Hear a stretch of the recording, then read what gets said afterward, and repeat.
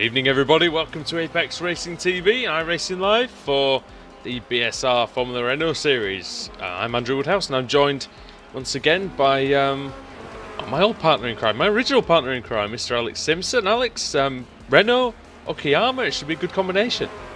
Yeah, a little short track. Difficult to overtake, but yeah, you're right. I think we'll see some good racing here tonight.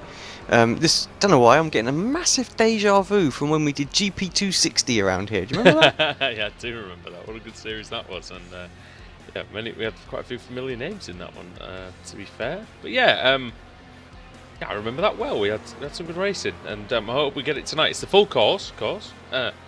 And that includes the long back straight into a tight hairpin, so perfect opportunity for people to overtake. And because the corner preceding it, Alex, is it's quite an opening corner, isn't it? So it just gives people a chance to get a good run. Yeah, that's it. And like as you said, get that corner right, get the entry, get the draft coming off of that. Does give a good chance. I mean, it is kind of short, so the drivers will probably be max downforce, I would imagine.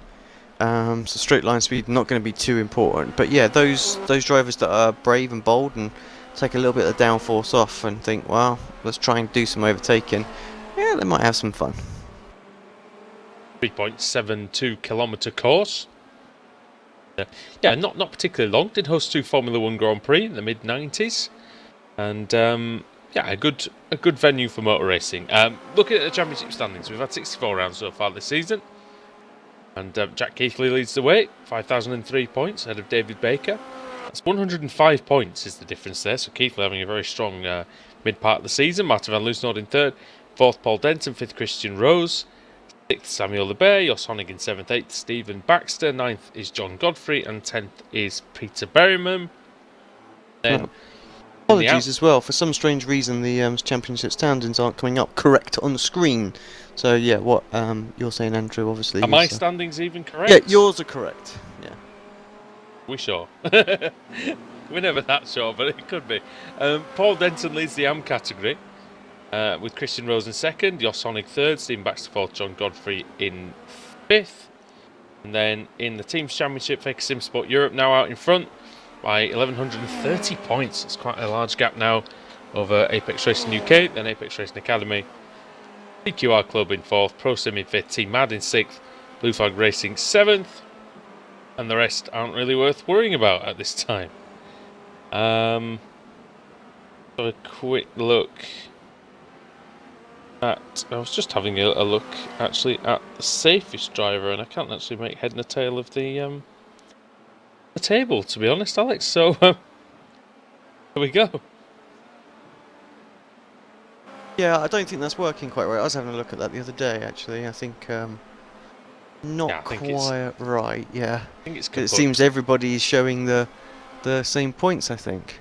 Yeah, that's right. We've got 4 races tonight for you. 15 minutes is the first one, and then we go on laps for the rest of the evening.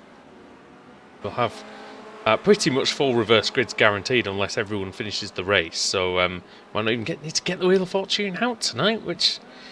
No, well, we hope we will, but pretty unlikely in this one. Minute and a half left of qualifying, and it's Chembo Bassi actually setting the pace. I believe that's for the first time this season that he finds himself at the top of the timing screens. 122.313 ahead of Samuel Lebert, Martin van Loosnord, and championship leader Jack Keithley. Josh Thompson is up in 5th.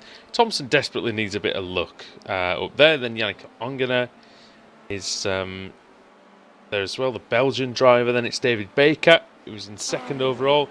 Then it's Jos Honig, Paul Denton, Stephen Baxter rounds out the top 10. Yeah, we'll see if anybody's making a move out in qualifying. Anybody starting a lap maybe that we can go with, or everybody pretty much... I'm just trying to see... Paul Denton's Jos Honig, he's only just come out of 6-1. Actually, I think Jem's on a lap as well. So. Oh yeah, so you might as well go on board with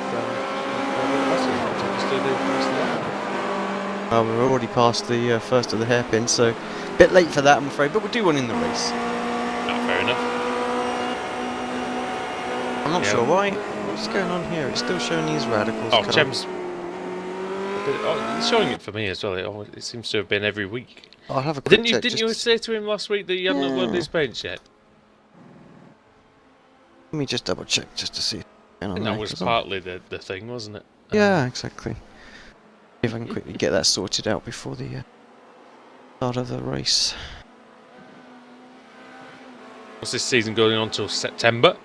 140 races in total. That's a mind-bending number. Whether we actually hit 140 or not, I'm not too sure. But that would indicate that we have 19 weeks left, which would probably still put us at the end of September. So, yeah, it's not going to be too bad. I just hope we get there.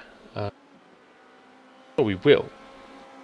A few people missing, isn't there, just due to various reasons. But I think a lot of those should be back. I know we're getting Oscar Mangan back. We're probably getting a couple of others back, aren't we, in the next couple of weeks. Oh, off goes Bollock-Massey. Oh, there he goes, into the wall. Yeah, hopefully we will. We will, yeah, we'll see. But still, the drivers that are racing are pretty competitive still, so not going to be a walkover for anyone at this point. Funny, isn't it? Since the grids have got smaller, racing's actually become a little bit better, and we've got good battles at the front. We've got good battles in the middle as well, and that's what we like to see. It does tend to happen with the open wheelers, though. You know, the huge grids and the reverse is very difficult. Unlike the touring cars, of course, where you can just knock two bells out of each other. It's you have to be a little bit more, you know, a bit more finesse. The open wheelers and yeah, the smaller grids just play into that somewhat.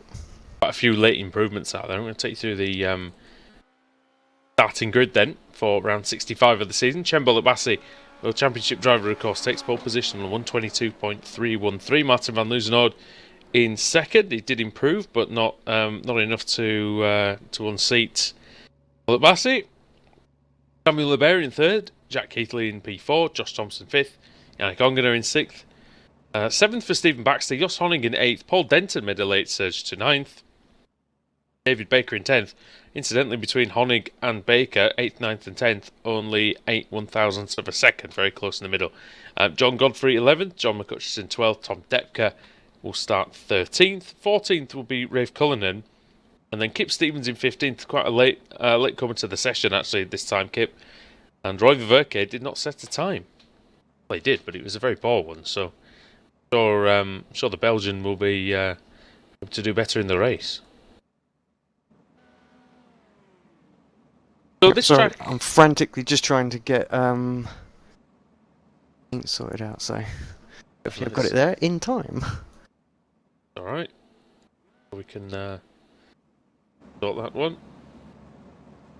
Yeah, this track, it was considered to be kind of too small for Formula 1. But really, in hindsight, it's probably the perfect one for these Renaults, really, in terms of the size. I think you're right. Yeah, I think he's spot on with it. So great little circuit, ideal for these type of cars. Just a little bit underpowered compared to say the F1s and things like that. So makes overtaking challenging. Obviously, we've seen on some of the bigger tracks, you know, you can get tucked in the draft. It's very easy for you to get a draft and get an overtake done. Well, I put paint and pack in, as you can just see. It's refreshing. So, Jim, sorry, mate. Whoever you spoke to in the admin team, they haven't changed it. It's in there. They need to delete your old one and you need to re-upload your new one. So delete, because this one is obsolete. All right, almost get ready for the start. Then all the drivers are ready. They're all lined up on the grid. We're ready for the start now. Red lights are on. Green, green, green. And the green light is on here at Okayama. The poor start by Bollock-Massey. And Van Loozenhoorn going through into the lead. Dutchman is through, but Bollock-Massey gets him back. Nice undercut there. Oh, big crash at the back as well. A couple of cars around. In the middle. Oh, it's all bunching up badly in the centre. I think Stephen Baxter got caught up in that one. He was the car that was around. Really made a huge gap in the middle of the pack already. So 2.4 seconds. Paul Denton's behind Josh Thompson. So this top group really are going to go at it as Bollock-Massey takes the lead back, Andrew. You know what, Alex? It's contact between Baxter and his teammate Jos Honig. Oh, God. Oh, 3 wide going into the hairpin. Oh, they thought about it. Lebert having a little look. Just keeps them on their toes. Doesn't happen. Keithley right there as well. Thompson having a look on Keithley. Tags him from behind. Van Loosenord went up the inside for the lead. Bollock Bassey trying to come through. He nearly hits Van Loosenord. Oh, Van Loosenord moves across. Oh, And he's all out wide. shape as well And for Martin. Here comes Libert. Great race in the first lap. He's got undercuts. There's everything left, right, and centre. Libert's trying to get involved. Van Loosenord is, I don't think he's the quickest one here, but ending hard from Bollock Bassey. And Libert got a little bit wide. It just stuffed his momentum a little bit. Bollock Bassey with a big run down the main straight, then into the first corner. I can see some smoke in the background. Somebody's in the fence. I wonder if it's Roy Viverke. I don't know who it was. Somebody was off. Could be Viverke. He's down 15th now, so. Oh no, it wasn't him. You know what? It was nobody. I only saw. I think I just. Oh, there was a car going through the gravel, and it was actually John Godfrey who went through the gravel. There wasn't a car off. I think I just saw the DRS board in the distance, but we've still got a big scrap on here for the lead. Loosenord, Bollock Bassey and Libert. Now it's important for Chem. He's going to win this race, Alex, to not get involved too much with Libert, because we know what Van Loosenord's like when he can pull away. Yeah, that's it. Martin does seem a little bit out of shape, so he's pushing hard out there to try and get a bit of a gap. So a couple of times I've seen the rear end of the car squirming away from him. Conditions, obviously, with these early morning conditions, takes a little while for the tyres just to get to their optimum pressure. It's more pressure than it is temperature, and yeah, you just see, that's why you see those few little slides. Oh, it's Jem very, very close to the diffuser there of Loosenord as he comes through that final turn. Carried a lot of speed into the corner, didn't he? But yeah, not the ideal exit, which meant that he couldn't challenge into the first corner. And it's a great flowing section, this, Alex, when you get it right, isn't it? But it's pretty difficult to get it right. It's quite precise through there. Well, yeah, exactly. It makes for great racing as well when they're side by side. So this is a great corner here as well, because you can get a move so done many on different lines as well. You know, you like Yeah. Martin there. You can take the slightly wider line, but you pick up the power a bit earlier, so you're carrying more speed out of the corner. And Jem went the tighter line, so shorter distance, so he gets closer, which can work for the slipstream. We're talking about closer. Josh Thompson again on Keithley. As I think Libert maybe side by side. He is indeed. So flip back.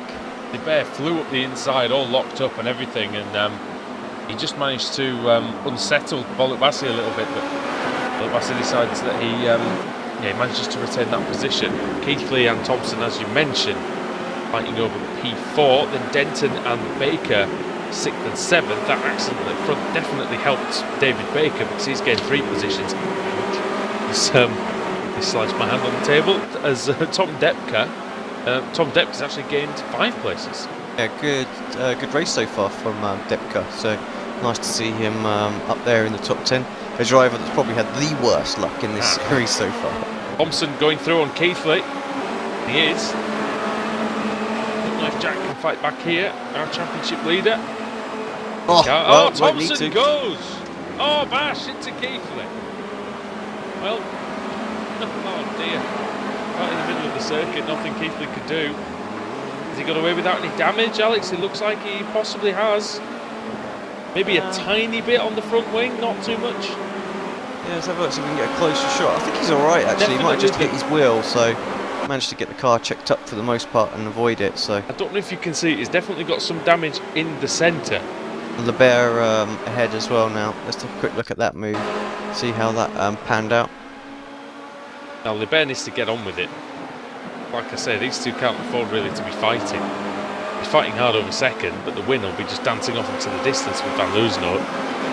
Martin is looking strong.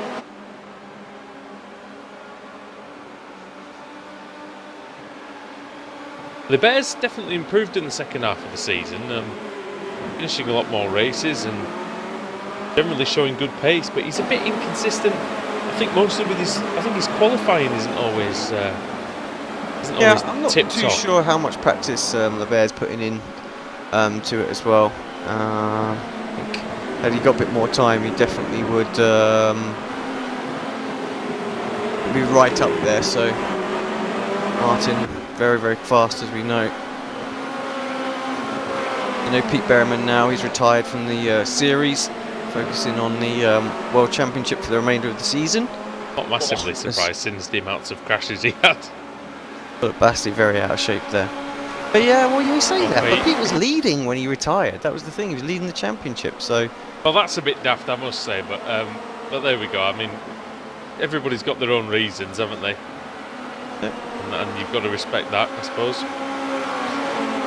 And, you know, we like Pete, he's a good lad, so, you know, I'm sure he wouldn't be doing it wouldn't be doing it if he didn't think it was necessary, so... Of course, got his first pole position in the World Championship at Monza.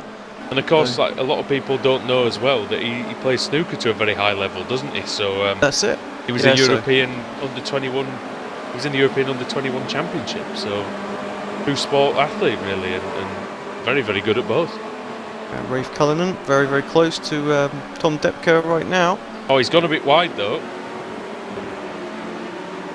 And that's Baxter, isn't it? On the outside goes Stephen. So that damage not affecting Baxter too much. And Thompson, after his spin all the way down in oh, now he's all the way off in I think he's 13th now, is Thompson. Yeah, exactly. And that's Ongener on McCutchinson. McCutchinson defending the line well. It was nicely done. Looks like Yannick's got a little bit damage on his wing as well. Nothing major, but still enough to be hampering him just a little bit. This is going to be interesting, this now, mate. Oh, Baxter's going to have a go, surely, here. The inside of Depker. Depker also damage. He tries to get a run. Yeah, you can see he's visibly slow, that one side of his wing is crumpled. Thompson and Cullinan, they smell two positions here, I think. Oh, Cullinan outbreaks himself, no! And into Thompson. Oh, Thompson. Oh, dear. I got a message from Josh Thompson last week, just sort of saying, here we go again. And it usually is, isn't it, unfortunately? The job. Yeah, it is, but I mean, I have to say today, so far, he's been his own, sort of, up until just then, he's been his own victim, hasn't he? You know, until then it was. Yeah, the first one, obviously, with Jack, obviously just stuck his nose in there, and then the second one, you know, he was free and clear, and yeah, he lost it all on his own after pulling off a good overtake, and that's what's pushed him way back to where he is now, and yeah, unfortunately, retired from this race. Unusual to see Rafe Cullinan out of control like that, but he was, and yeah, it did for Thompson. He almost got Depker as well. He almost got 2-for-1 special, but got quite close enough that time. And Lucenor then still leads, and Libert's closed right in now on him. So the Frenchman looking very, very good. Wide line taken by Martin, Alex, because you really can get that nice exit into this this fairly technical section here. Yeah, again, there's many lines you can take through there. I always think the slightly wide line going in, so you can hug the exit more, is better. It gives you a better sort of second sector. I suppose you have to set yourself up for the next left-hander. That's it. So you yeah, do exactly. Have to get that's over to the right. That's anyway, what I like to do. Where others will sort of take it more traditional and be a little bit quicker in that part, sacrifice a bit of time in the next part. So. Yeah. I mean, I'm very similar to you. I prefer to be all the way over to the right if I can. Yeah, it tends to work pretty decently. With 5 minutes or so left, 5 minutes and 6 seconds left of this race. The top three still very much nip and tuck. No real moves being had though at the moment. Looks to me more like the Bear is just trying to hold on to Martin at this point and not let Bullock Bassi get a run, so that he's going to lose that draft. The Bear looked a bit darty in that first sector. I must admit, it didn't look like he was really efficient. And Martin's had a very, very good first sector. On the back straight then, so where the DRS zone is with the Formula 1 races. On iRacing, I must add, not in real life. This Formula 1 doesn't actually come here anymore, for those who don't know. 94. Defensive, locks up the inside front right there, but makes the apex no problem. And yeah, just for those that missed the start of the race, of course, yeah, we know that Jim's paint's wrong, but he hasn't uploaded it to the paint pack still, after I asked him a couple of weeks ago. Boston Racing, not Radicals. I'm sure the Radicals boys will pick him up on that at some But point. they'll be happy for their extra sponsorship. Well, yeah, they won't mind, will they? They're not gonna. Yeah, they're not gonna hate it too much, are they? Yeah, 94 and 95. We had Grand Prix here. You have a good little battles going on there a bit further back with Hutchinson and Baxter. Obviously, Baxter with the damage on the rear wing following the first lap incident. And there was another one as well that was going on, but that's died right down now, and that was between Ongana and Godfrey. But Yannick's got himself through. Yeah, that's because he's got through, and he's pulled away quite a bit, hasn't he? So, have a good opportunity here to just stretch his legs a little bit, the Belgian. Stevens and Cullinan are not too far apart. 1.6. Verke doesn't have any pace in this race, unfortunately for him. Yeah, it's weird. Look at the lap time. Last one was really slow. I don't know if there's any damage there. I don't really see anything. So yeah, I don't know. Maybe not. Maybe not a lot of practice. Yeah, possibly. Which, you know, it does make you a lot slower. I mean, some people think, oh, it doesn't really make you any slower. It really does. Some people say it just makes you more inconsistent, but you definitely lose some pace when you haven't practiced as well. Not just consistency. You can't just come out and bang out a couple of good laps and then have a couple of bad ones. You really got to build up, haven't you? Yeah, that is the important thing. You know, just a lot of people, and we sort of said it in the academy, think, you know, you can just come in, there's magic setups and all this kind of thing that does it. And actually it's not that. A lot of it is about, you know, turning laps and getting familiar with the car and the circuit. For some reason I thought you were going to say you can't just turn up with magic Sakoviches there, but I don't know. The magic sandwich. Let's see then, Martin. How long have we got left exactly? We've got 2 minutes 8 seconds. 2 minutes 8 seconds. So we're going to get 2 more laps, and got 2 more laps for Van Loozenhout to hold on. He's locking the front tyres, but not really a big issue here. Although Libert has got a nice run. This is the closest Libert's been for quite some time. We'll see what he can do into the hairpin. I don't think he's close enough for a move there, but definitely both of them locking up. There you see, there's the difference in line. That's perfectly illustrated, isn't it? Because Libert, look how good he was through that left-hander, this double apex one. That's all because he set up the previous corner well. Exactly. Yeah, Martin just going a little bit defensively at the moment, just turning in just a tiny little bit earlier, just to block anything off. This has to help Philip Bassi as well, because these two squabbling, it's his chance to get right onto the back of them, capitalising on any moves. Looks like Van Loozenhout's got a bit of understeer as well at the minute, so yeah, looks like he's just on the back foot slightly. Into... Oh, has that just gone? We're just under a minute, so 1 minute, yeah, we'll get this one in, but we definitely won't get another one in, that's for sure. Will be the last lap. So Libert really has to have the perfect first sector. Really got to close in towards the hairpin. That's going to be where he's going to get it done, I think. Oh, he locks up. But he allows the car just to unwind a little bit more and keep the momentum, whereas Martin took the shorter line, so both of them saved a little bit of time in different ways. He's right behind him. He could have a go here. He's close enough. Oh, Martin's a bit out of shape.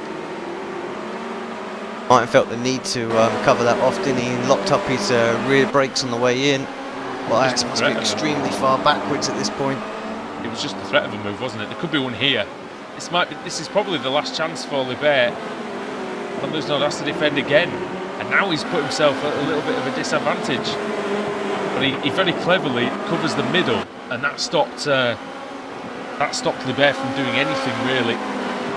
Unless he gets a massive run out of the final corner and he beats him in the drag race, I think Van Loozenhout's going to do it over the line then for the final time. And Martin Van Loozenhout is going to take the victory here at Okayama in round 65 of the season. Samuel Libert in second, and Chembo Bassi completes podium, and then championship leader coming through.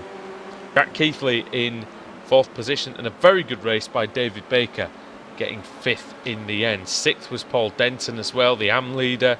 Very good from him. Ongana had hard fought seventh. Going a bit slowly there, I thought for a second, but he's okay. John Godfrey then in eighth. Stephen Baxter in ninth. John McCutchinson coming over in 10th. Tom Depke 11th, and we do have a... I thought we were going to have a battle on the last lap, Alex, but Riff Cullinan hasn't managed to catch Kip Stevens. No, Ray's got the damage though, hasn't he, as well, so he's suffering out there. True. So he For was a little Verke's bit lap closer. times at the end obviously picked back up to around the competition, so hopefully the next race he'll be there or thereabouts. Some on-the-spot training for him. There you go. Roy Verke then, who won a British Sim Racers Touring Car Championship race a couple of weeks ago. First time in his career. Got to come across the line, suffering lots of damage out there, but he's made a point of finishing the race, and you know, when you finish, you score points. Yep. Not 2 laps down, you'll still get the points, and the team get the points as well. And he'll get Of reverse course. grid pole. Yeah, exactly. For Fake Simsport Europe at the moment, it's important. They've took the lead in the championships. They're riding away at the moment, and yeah, this is why they're there each week to bang the points in. And 124 behind, but he does get on the pole for race 2.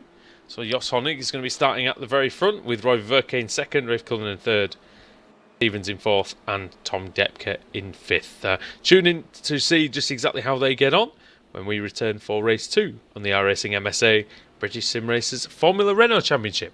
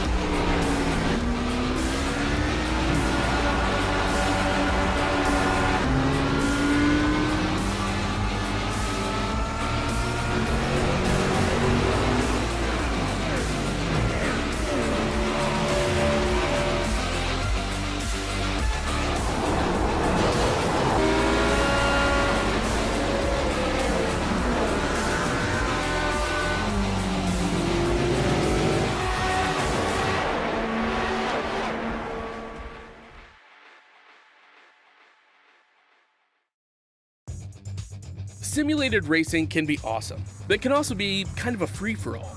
Interestingly, auto racing faced the same problem in its earlier days. Whether it was on the back roads, the beaches, or the city streets, the racing was fun. But there was always a certain level of chaos and danger, until some folks came along and put some order to all of this. Stuff like official racetracks, regulations about weight and equipment, and enforcement of standards. That's what gave us high-speed excitement, fast-paced action, and photo finishes. That's when racing became racing. The guys over at iRacing.com have made the same transformation in the world of sim racing. Sure, they've got the most accurate tracks and realistic cars out there, but that's just the start. See, iRacing analyzes the performance and results of each driver in every race, so you can be sure you're always placed in races where the competition will be tight, and that those reckless drivers who ruin it for us all are kept in the pits. Not to mention that with over 45,000 active members already in their vast community, you can find races day and night, so you can always get in on the action. You can even join a league of your favorite series.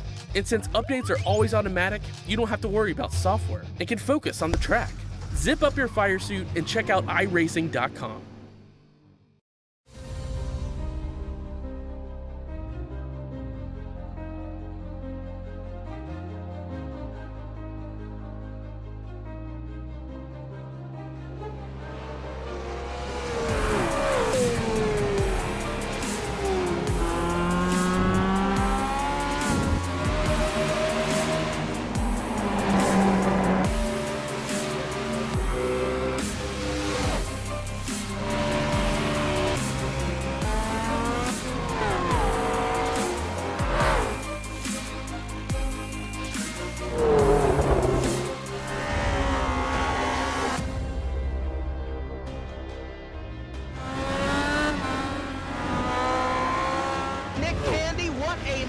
Truex in the outside, contact made. 56 slides it into 4. Who's going to be into the stripe?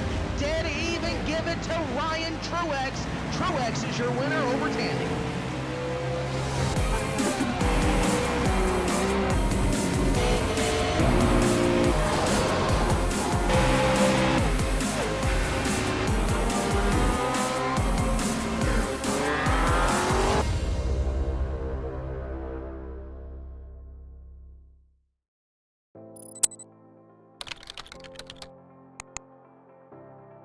iRacing.com is a sim racing game that combines a true-to-life racing experience with an online community of virtual racers from all over the globe. iRacing offers a multitude of officially licensed cars and tracks, laser scanned with millimeter accuracy. Their car models and mechanical systems are based on real-world physics and engineered in cooperation with manufacturers and race teams. iRacing's web-based interface allows members to compare stats and test drive any combination of car and track instantly. Their skill license system ranges from rookie to pro, ensuring members are always pitted against those with similar skill sets. Members are able to sign up for a weekly race series, compete in time trials, host a private race with friends, and participate in racing leagues created and run by the community. With over 60,000 members, iRacing works in partnership with renowned motorsport organizations like SRO Motorsports Group to deliver virtual races based on the real-life Blancpain GT series. iRacing's Blancpain Endurance Series features team racing, giving members the ability to build a team and participate in races ranging from 3 hours to 24 hours. Additional partners include NASCAR, IMSA, V8 Supercars, IndyCar, allowing members to race in their very own 24 hours of Spa, Bathurst 1000, Daytona 500, and many more. iRacing.com, delivering the most authentic racing experience short of getting into a real race car.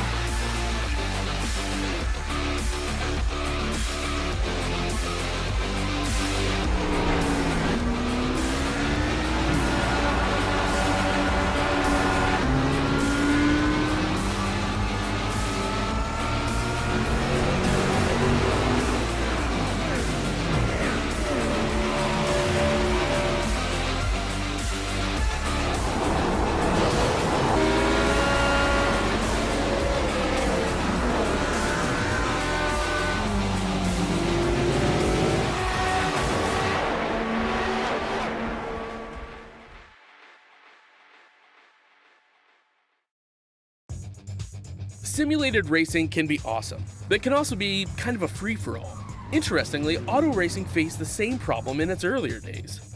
Whether it was on the back roads, the beaches, or the city streets, the racing was fun. But there was always a certain level of chaos and danger, until some folks came along and put some order to all of this. Stuff like official racetracks, regulations about weight and equipment, and enforcement of standards. That's what gave us high-speed excitement, fast-paced action, and photo finishes. That's when racing became racing.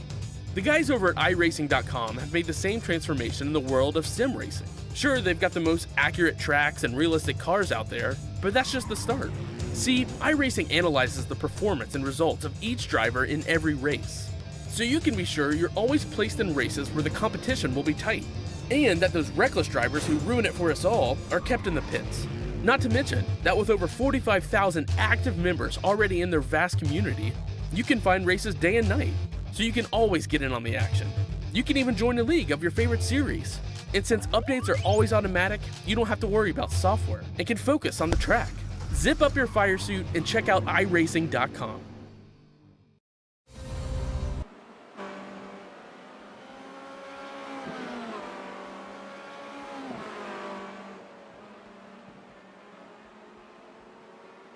Back to Apex Racing TV and iRacing Live in the iRacing MSA British Sim Racers Formula Renault Championship. Andrew Woodhouse and Alex Simpson bringing you the coverage from Okayama in Japan. Now it's round 2 of the evening. We've got the reverse grid in play. Alex, first race was pretty exciting, I thought, and the second one it should be even more interesting with the reverse grid. But it did prove your point that overtaking is going to be tricky. Yeah, I mean, the top 3 very, very close. Obviously, I think Keith, Lee, and Thompson had the pace to be with them, but their little bit of contact pulled them out of it. So we'll see how they do in this race. And then the mid-pack seems very close as well. Again, a little accident here and there has sort of separated them out a bit. But I think, I think we could be in for quite an interesting race here. Definitely right. And there's a minute and a half of the warm-up left. Chembol Bassi setting the pace in this one. And he did look quick in race 1, Alex, but it seemed to fade towards the end. I wonder if that was just to do with the fact that, you know, how intensely they were all battling at the beginning. Possibly, yeah, quite possibly. So the reverse grid here is going to be fairly small, so I think the front guys should get to where they were. I think I can't see that being too much of an issue. But yeah, like you say, maybe the difficulty to overtake might make it a bit more interesting. If say like Honig, he's a quick driver, he might be able to break away at the start, and yeah, maybe a chance for a win if he can stay in front for 3/4 of the race and then defend those last little bit. Who knows? It's tricky to defend for a few laps against a car that you know is a lot quicker. But no, I definitely agree with you. I think there's definitely an opportunity for someone at the front of the grid here. Okayama, it's not a place that I'd like to be starting at the back, I must admit. Yeah, we'll see exactly what's going to happen. We've got about 20 seconds before we go down to the grid. We'll take a quick look at the track conditions for you. 21 degrees is the air temperature and 28 is the track temperature. That's Celsius, by the way. Yeah, nice and sort of, you know, middling for these drivers, really.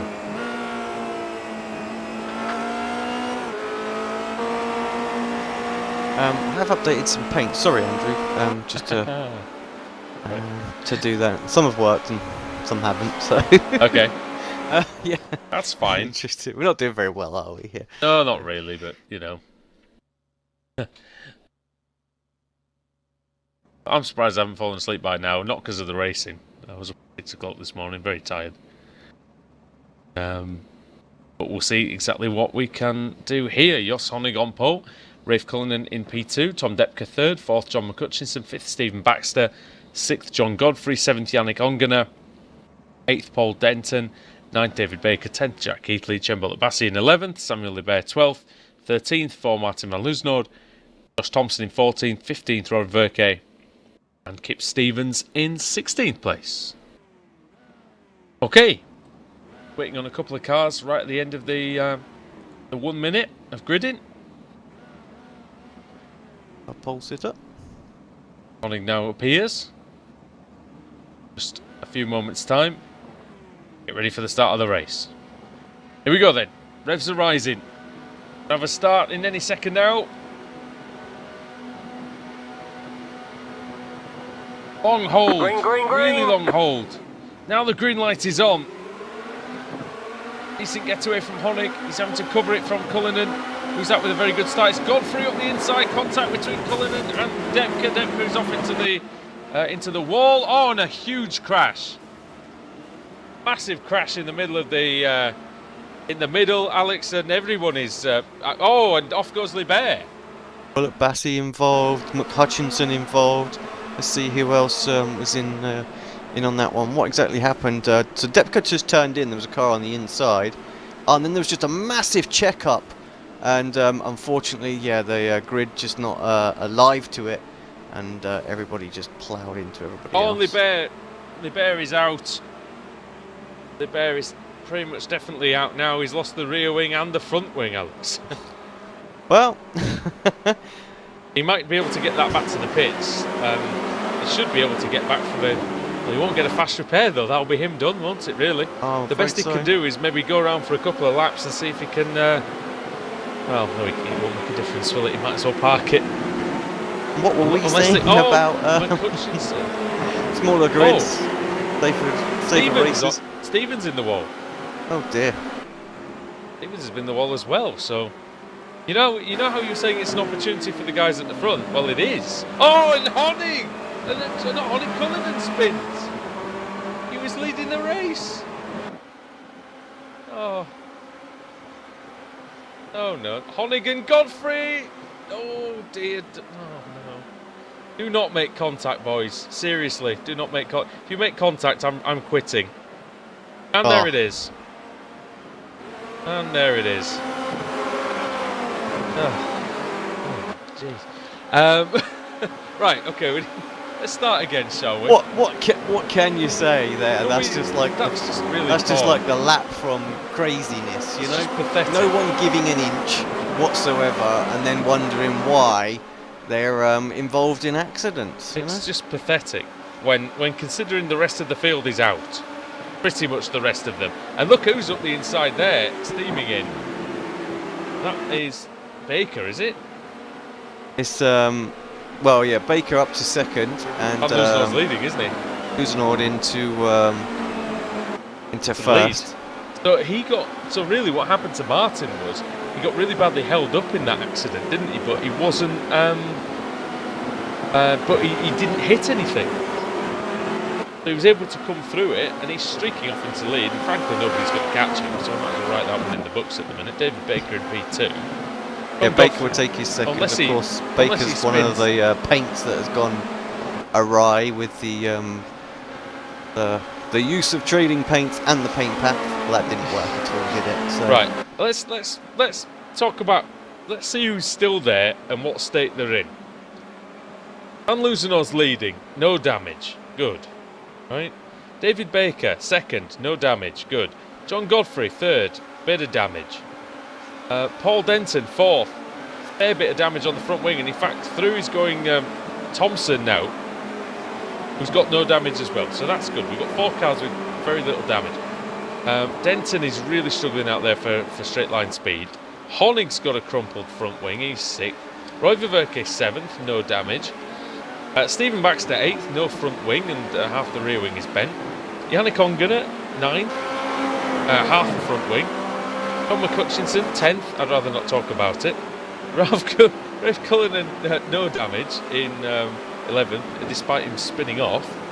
Stevens, despite him, I think he hit the wall, but I think he's escaped as well. Bullet Bassey's come out of the pits now. Alex, there's only 1 lap down. If that's the case, then obviously he's going to score points. So yeah, well, that's a sensible move. Oh, and he spins. Or not.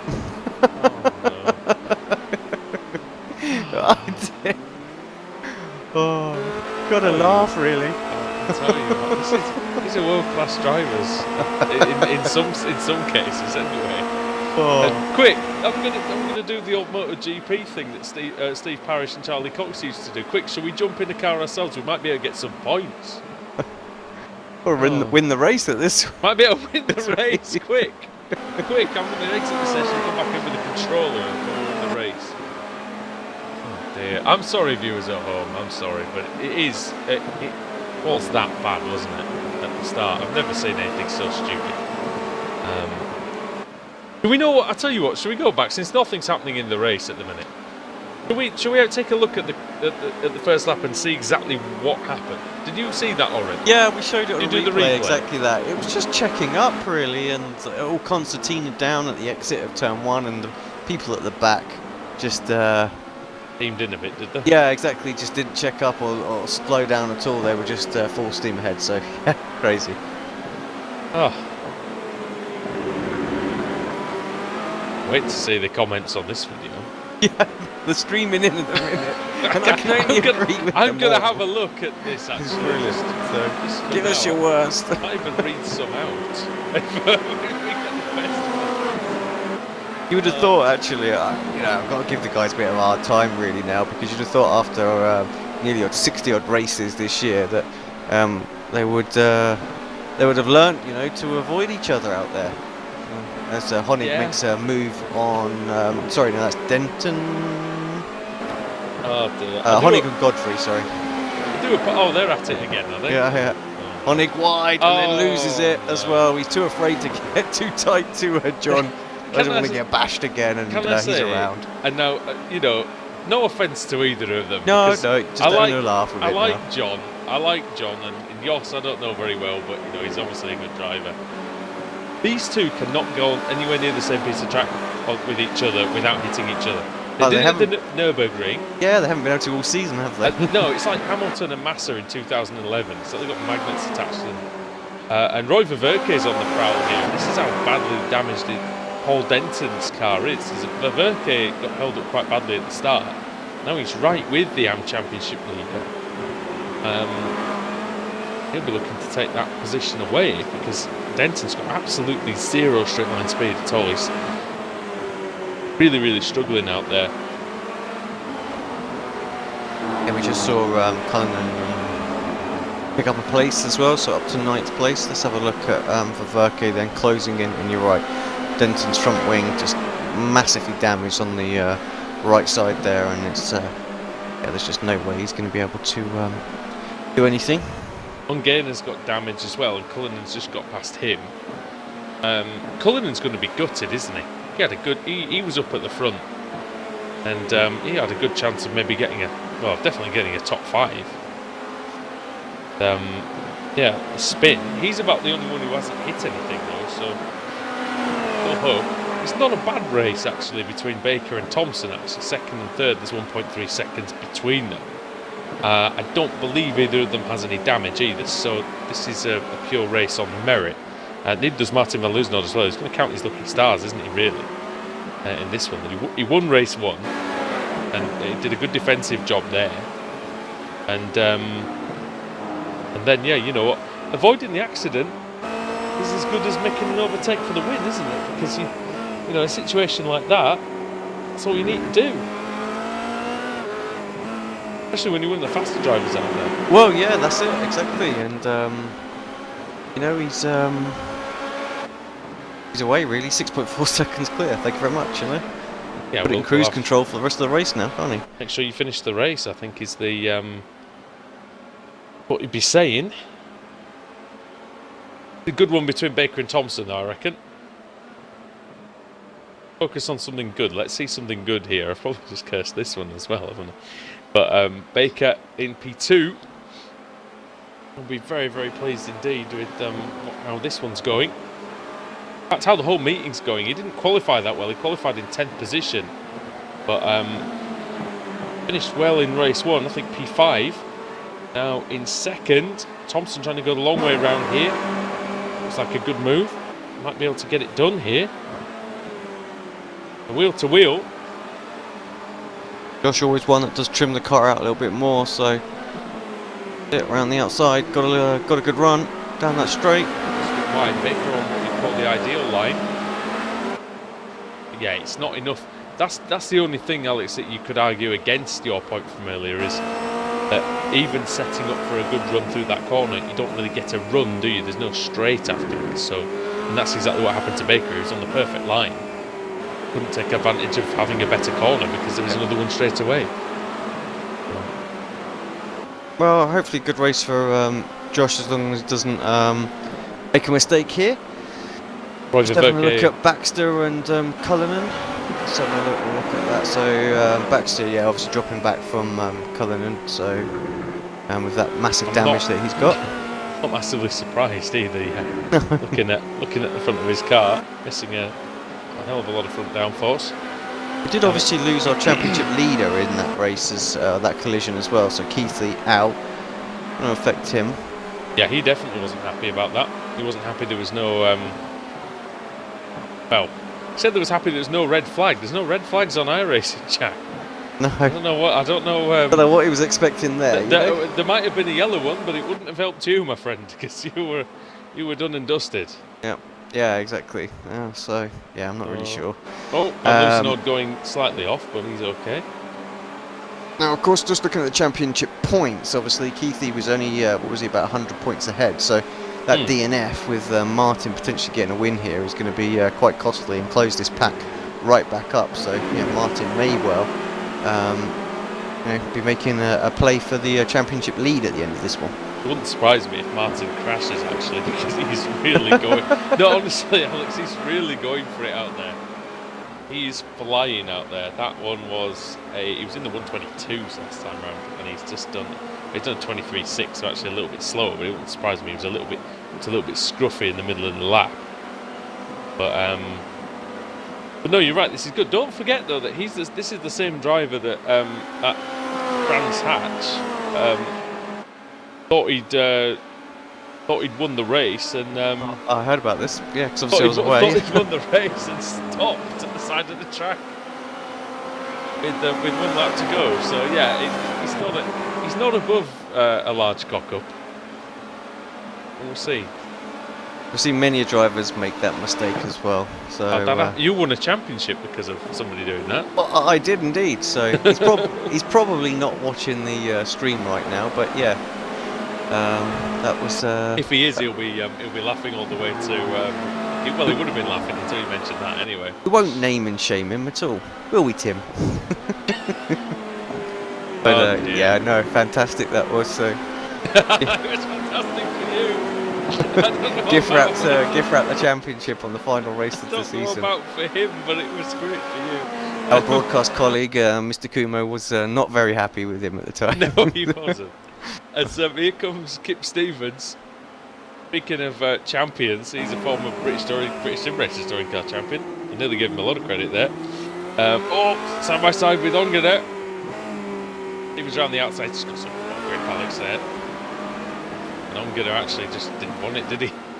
Nah, he's got damage, just not getting involved in it at all. No point, I guess. No point losing those points. But so hard to get with the damage car. Well, look, Bass, he's 2 laps down. He's got Martin right in front of him. Now, obviously, if Martin lets him get back in front, he will score some points. But yeah, Martin's not going to do that, though, is he? Because he's not. It's not like if they were teammates, I would see it. Yeah. If they were teammates, then 100%, yes, but he should, but not. Not this time. Samuel Bear just says, "Chem, stop driving. You're 2 laps now." Not if Van Loosenhoorn crashes, though. Well, this is true.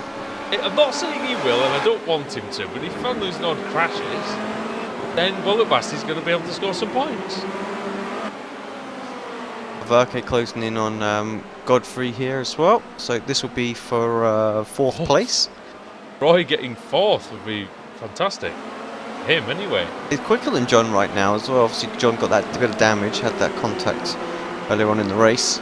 Roy's pace has improved a lot since race 1. I was in the 27s, wasn't he? So to start off with, well, 33 at one point. Yeah, so, really picked it up. Altering around, it looked like, didn't he? But, Martin crosses the start-finish line to start his final lap just a few moments ago, so we'll keep an eye on him. Godfrey pulls over. Oh, no, that's just getting out of the slipstream, I think. But all he's really achieved, if I'm being perfectly honest, John, is you've got dirt on your tyres now. Yeah, and less airtime as well, because he disappeared so far off to the left that the camera lost focus. He's got. Have you noticed he's got a cracked side pod as well? Yeah, I'm not surprised. Been in some battles. Got a cracked side pod. The floor is damaged. No wonder he's quite slow at the moment. Oh dear. He's not just a half a lap from home then. Well, the floor's bent up on one side. Second victory of the night. Could this be the first night we see 4 and 4? Here comes Roy. Alex, just quickly. Roy's going around the outside of John. Oh, no! Oh, well. That sums up this race, doesn't it? That's torn it. Here comes Van Nistelrooy. Could be 2 in 2 for the Dutchman. It's double Dutch at Okayama. Yeah, well done, Martin. Did well. Jem couldn't get a lap back, so he's going to score nil point. Oh dear. And 0. Comes Thompson for P2. Oh, Thompson's going to be ecstatic with actually finishing the race more than anything. Baker in 3rd. And then Godfrey's going to get 4th. How he managed it, I have no idea, but a fantastic result for John. Really good performance. That is a very good performance with a damaged car, though. I will say that, considering exactly what's gone wrong for him in this race. Ververke. Oh, Ververke, is he going to get there over Honig? Yes, he is. Early. And Rafe Cullinan, who had a spin. Have that spin, Alex, he would have been 4th. And Denton in 8th. And then Kip Stevens getting 9th position off Baxter on the last lap. It's good from Kip in the top 10. Baxter then 10th, and it's going to be Ongener in 11th, and John McCutchinson, whose car looks terrible, I have to say, in E12, and he'll be on pole for the next one. And yeah, Jack Keithley does correctly point out on the chat that Samuel Lebert's car did turn into a classic Formula Ford car. Yes. No front wing, no rear wing, exactly. Right then. Well, so much for that madness. That was, that was the less said about that race, I think, the better. But very good top 3, well done. And John Godfrey, Roy Verke drove an outstanding race, I have to say. Right, we'll be back. We've got 2 more of these, everybody. So stick with us here on Apex Racing TV. We'll be back about 10 minutes for race 3 of the evening from Okayama.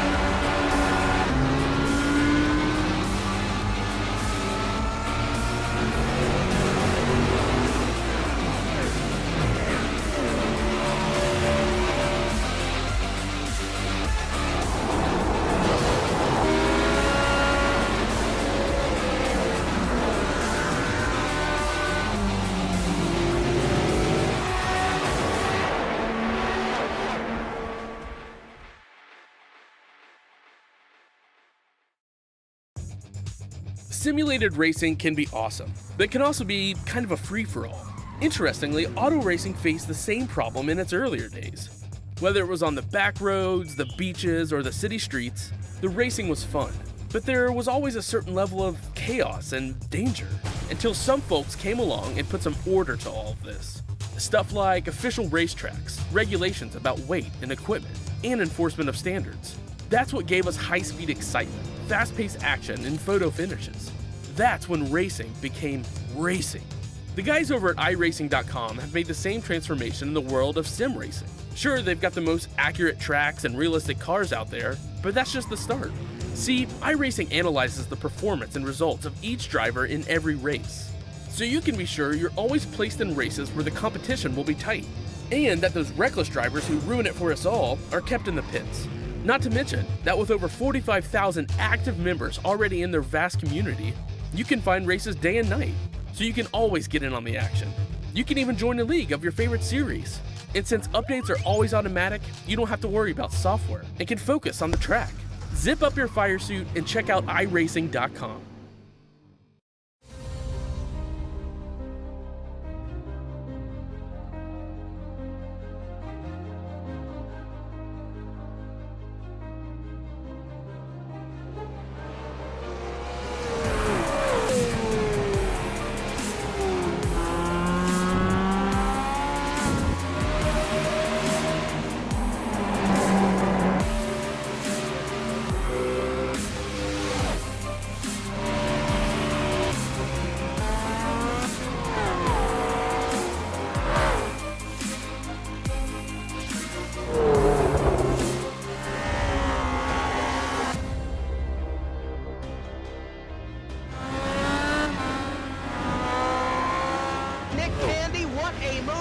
On the outside, contact made. 56 slides in at a 4. Who's going to be at the stripe?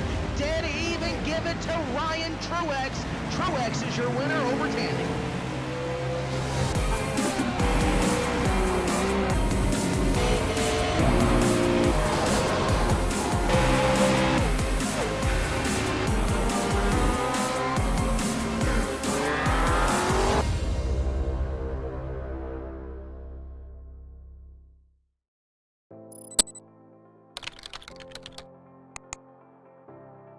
iRacing.com is a sim racing game that combines a true-to-life racing experience with an online community of virtual racers from all over the globe. iRacing offers a multitude of officially licensed cars and tracks, laser scanned with millimeter accuracy. Their car models and mechanical systems are based on real-world physics and engineered in cooperation with manufacturers and race teams. iRacing's web-based interface allows members to compare stats and test drive any combination of car and track instantly. Their skill license system ranges from rookie to pro, ensuring members are always pitted against those with similar skill sets. Members are able to sign up for a weekly race series, compete in time trials, host a private race with friends, and participate in racing leagues created and run by the community.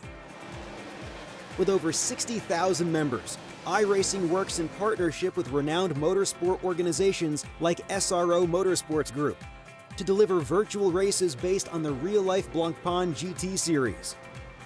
iRacing's Blancpain Endurance Series features team racing, giving members the ability to build a team and participate in races ranging from 3 hours to 24 hours.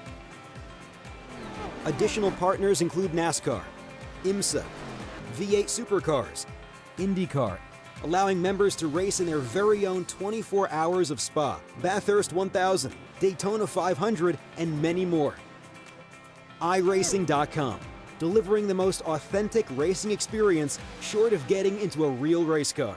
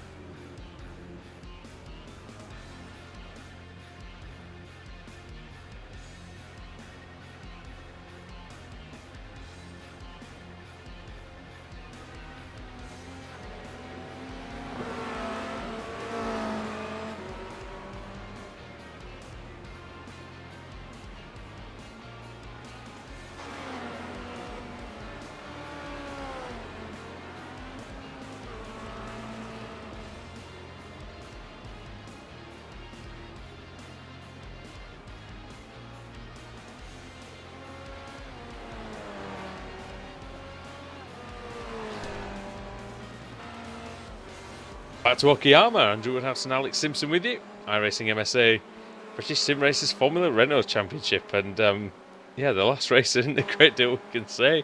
But I'll tell you what we can say, Alex, it's 2 wins for Martin van Loozenhoorn, and actually he took that one very well. Yeah, he did. Worked the saw the accident and one of the few drivers to react to it and avoid it and come out with a clean car and got to the front very quickly then. And yeah, 2 for 2, and you know, if he can make it 3 for 3 in this one, then maybe we'll see the first ever you know, 4 wins in a row. Oh, you know what? He's got as good a chance as anybody. There's no Pete Berryman, of course, no longer in the series. No Graham Carroll this week. Yeah, I think he's going to have a good shot. He's going to be starting at the back though, so but it's not going to be that far back, is it? It's going to be about 12. Well, yeah, exactly. A lot of the likes retirements. of Jem and LeBert and Keithley, they're all going to be behind him as well because they all retired from the last one. So the what you would class as his competition, sorry, to the rest of them, He's the favourite out though, there. isn't he? You know, Definitely he's quite a way up. So he's definitely the favourite now, that especially starting in front of those guys. So, I would say so. Tell you what we need, and this is going to sound awful because I don't wish any bad luck on anybody really, but we almost need a big crash to take the lot of them out, and then we can see the guys at the front really fighting away for the win. That's what we see some new faces. It's almost what we need, isn't it? We kind of need a Godfrey versus Honig versus Denton versus, you know, McCutchinson fight, don't we? Yeah, that's what we need. But we'll see if we get that. Warm-up is currently underway. Conditions have worsened a little bit here. It's overcast now, and it's 18 degrees Celsius with 19 degrees track temperature. That's going to mean some fairly fast lap times. But it may mean at the start of the race it's quite difficult. And really, we needed to make it any more difficult after the last race, but that's what we've got here, and that's what we're going to do. We've got 11 laps to come, and with a 30-minute time limit. We're not going to get anywhere near that, of course, but worth pointing that out. And was it a little surprising no safety car in the last race, or was it just one of those things that you think cleaned it, because it did clear itself up fairly quickly? It did. Wasn't like the track was blocked for long, was it? I think really, you know, let's be honest, in a real race, we'd have seen a safety car because there was cars on the roof and all sorts of things on the roof, on the roll bar.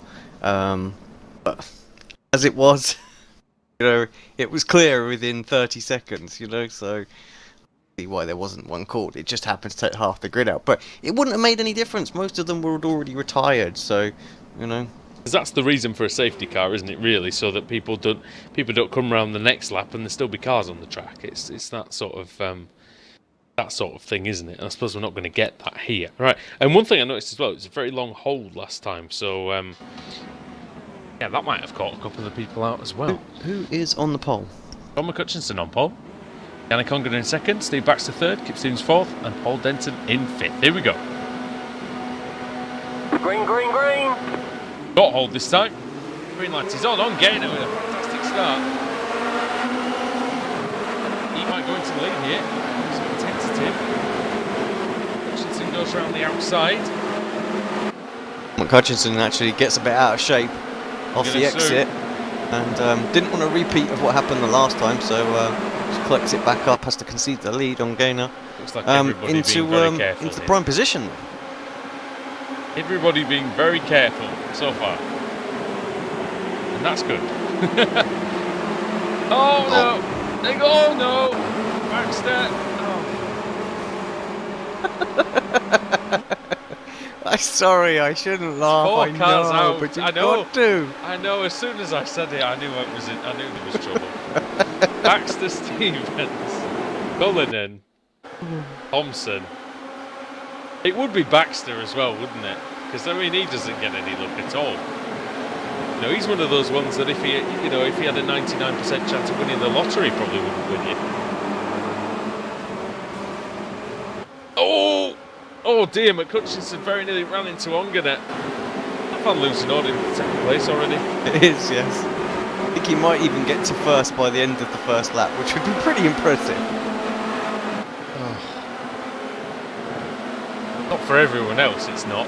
But There he goes, yeah. Is he going to lead the first lap? No. Yes. Look inside and through. That trick is on. If he can get it.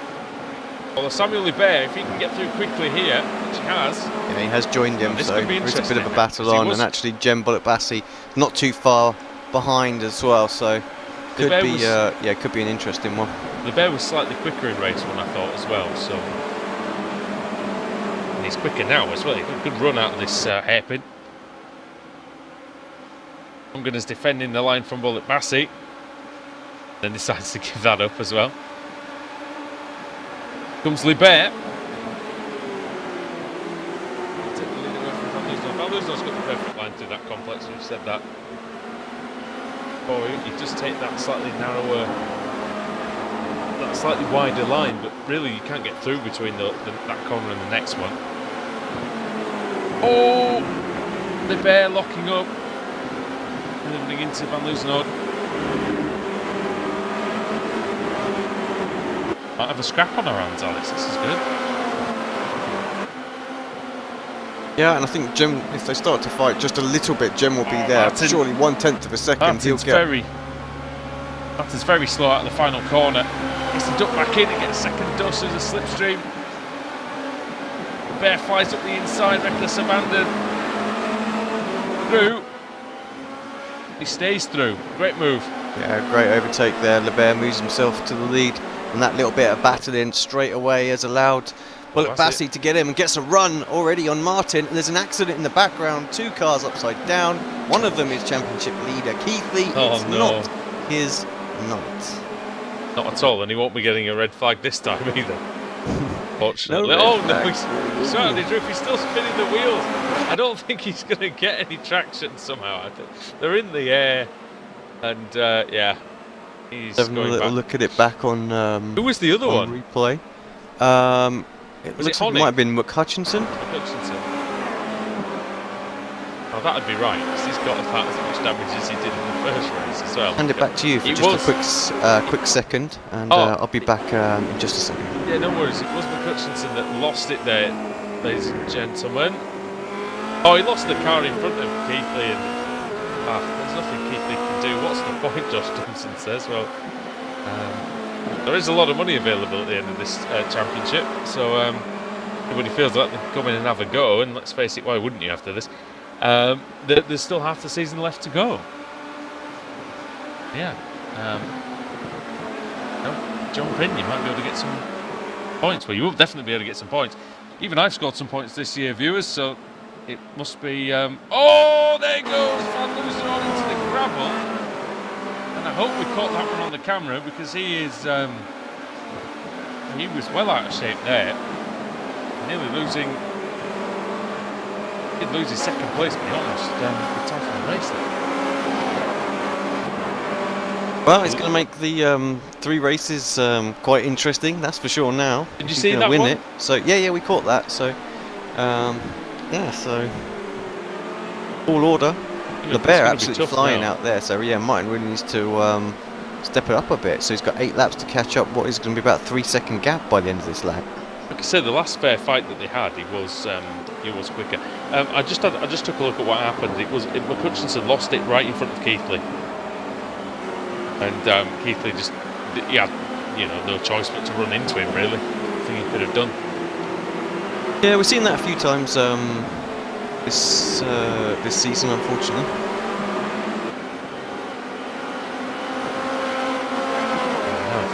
Running order at the moment. Samuel Libert first, Martin Van Loosenhoff second, Jem Bullock-Bassey second, Martin Van Loosenhoff third, Yannick Ongeda in fourth, David Baker in fifth, sixth is Paul Denter, Sonig seventh, Tom Depke eighth, ninth is Roy Verke, and John Godfrey's in 10th. Everyone else is out. Oh no, apart from Stephen Baxter. Stephen Baxter is not out. One Not lap down. down, he's continuing. He's got massive damage. I mean, look, we're on board with him now. He's steering left to go straight. He's got a tiny bit of suspension damage. Everything else Tiny looks bit? fine. No, he looks fine from where I was, but I've just seen him coming down the... Oh, yeah. No, the wings and things are undamaged. That's what I'm looking at, but yeah.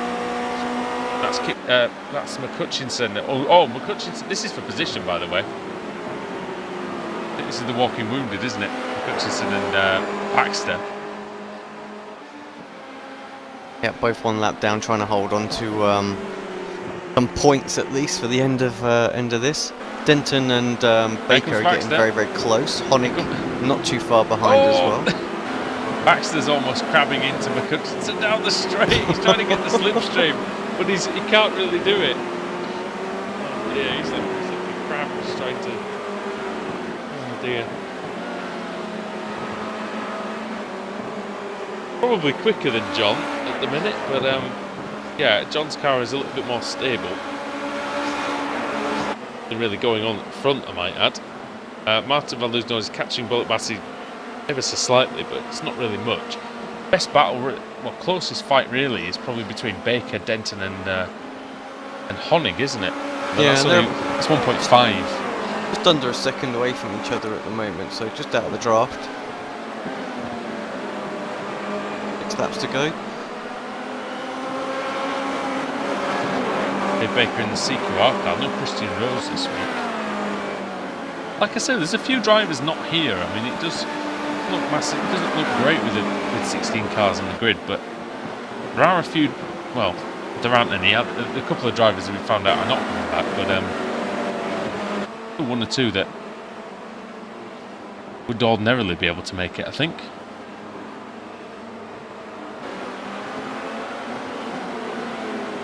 Yeah, we talked about it before, you know, it's a bit of a shame, really, so good series, lots of surprises up for grabs, really, so, but, you know, I think drivers just get frustrated with the collisions and things like that happen, and, yeah. I'm just gonna come out and say it. I don't think this series should have been as long as it has been. Well, no, in hindsight, you know, I think I don't think it was. I think it might have incentivise people to have stuck around a little bit more, I think, possibly. But that's the way the BSR series work, that they build the prize pool. I mean, you don't get a huge prize pool by having it run over a short period of time, so that's how they do that, and they try and target sort of 25 to 30 cars on the grid, so which at the start was way over that, so you know, they're still tracking for a really good prize pool at the end of this. The thing is, there's going to be some very happy people at the end of the season, and there's still a lot of prizes to be given out and a fair amount of money, so you know, I think there's still these guys will still be pretty happy with what they're going to get, hopefully, at the end. So, and the likes of David this is a very good meeting for David Baker, isn't it? You know, we've made jokes about some of the other drivers and things like that in this one, but Baker's finished 5th, and what was he last time? Was he 2nd or was he 3rd? And yeah, then he keeps banging in good results, gets some good points. You know, he's going to be fighting. When it comes down to the showdown at the end of the season, you know, somebody who's going to keep scoring points time in, time out. It's going to be Baker. So who knows what's going to happen there? So yeah, front three really stabilised now. Don't think they're going to change too much.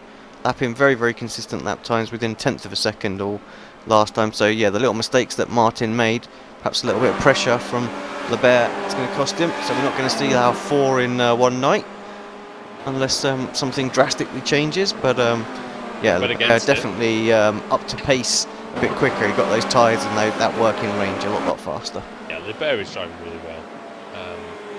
Has done all night, really. He just got caught up in some accidents in the second race, like everybody else, I think. But at the moment, yeah, if he keeps it clean, got maximum points in the bag.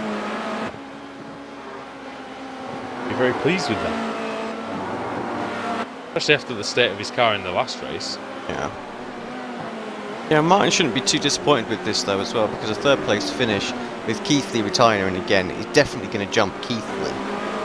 It's whether or not he closes the gap to David Baker, and Baker was not too far ahead of him at all in the championship standings points wise. Just having a quick look. It may well be that actually the points might have been updated. I think they have been, and he's only 30 points ahead, so well, 29 actually, so this is going to be very, very close come the end of this race between, I think, Baker and Martin on who's going to take the lead in the championship. Yeah, no, I think you're right. It's been a poor one for Keithley. Keithley finished a race yet? I think did he finish one race? Finished the first race, but he had but damage in that one as well. So he finished like way down. Yeah, you lose a lot of points in this league when you DNF. That's been the frustrating thing all season for us to watch and for the drivers themselves, because they've been struggling out there.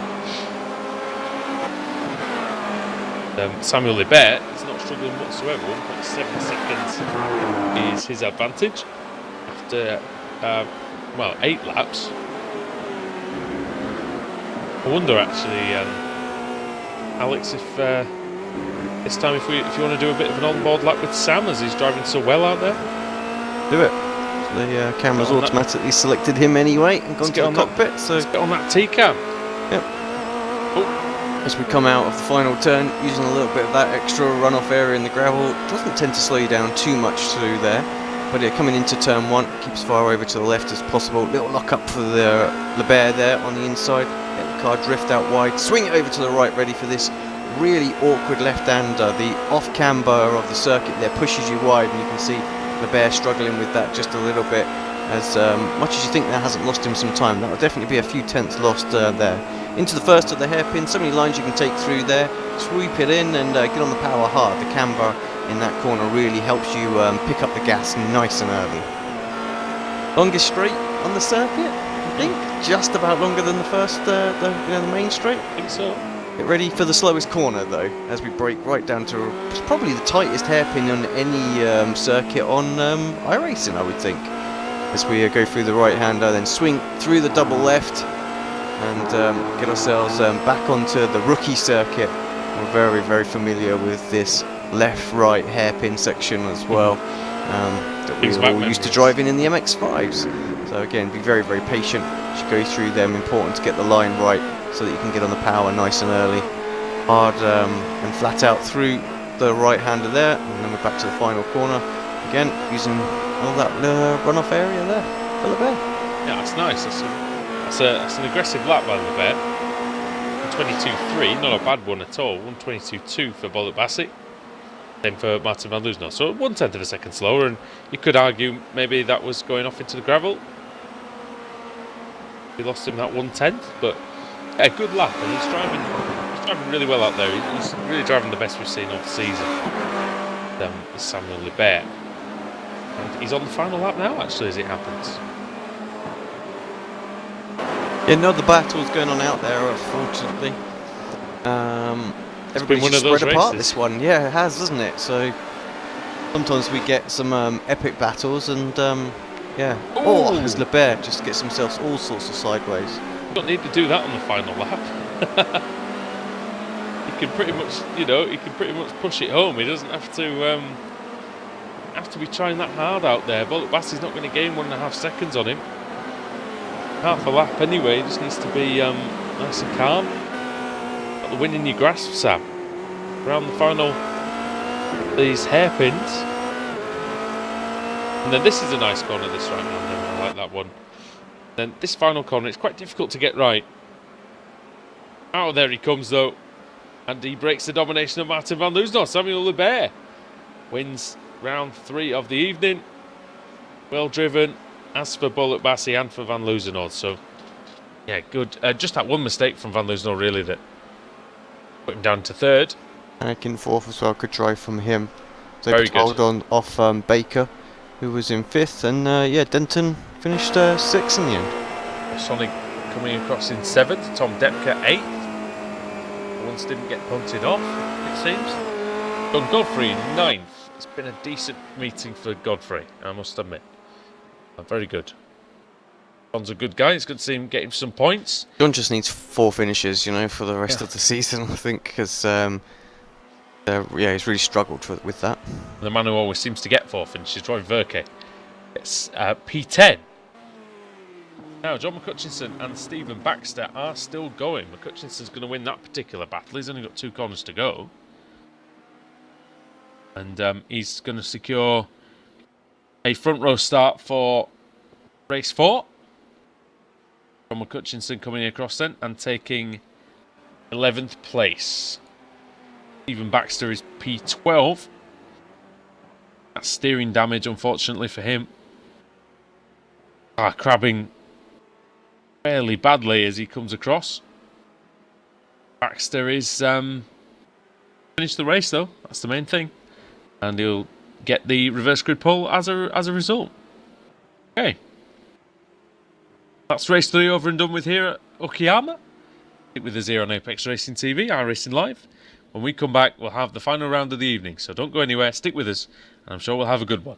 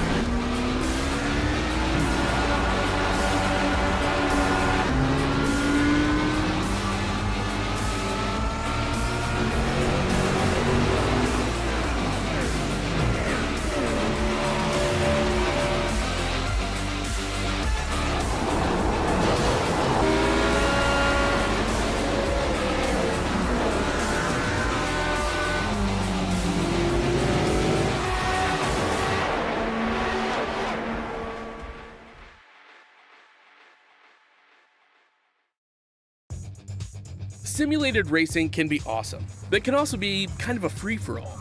Interestingly, auto racing faced the same problem in its earlier days. Whether it was on the back roads, the beaches, or the city streets, the racing was fun. But there was always a certain level of chaos and danger, until some folks came along and put some order to all of this. Stuff like official racetracks, regulations about weight and equipment, and enforcement of standards. That's what gave us high-speed excitement, fast-paced action, and photo finishes. That's when racing became racing. The guys over at iRacing.com have made the same transformation in the world of sim racing. Sure, they've got the most accurate tracks and realistic cars out there, but that's just the start. See, iRacing analyzes the performance and results of each driver in every race, so you can be sure you're always placed in races where the competition will be tight, and that those reckless drivers who ruin it for us all are kept in the pits.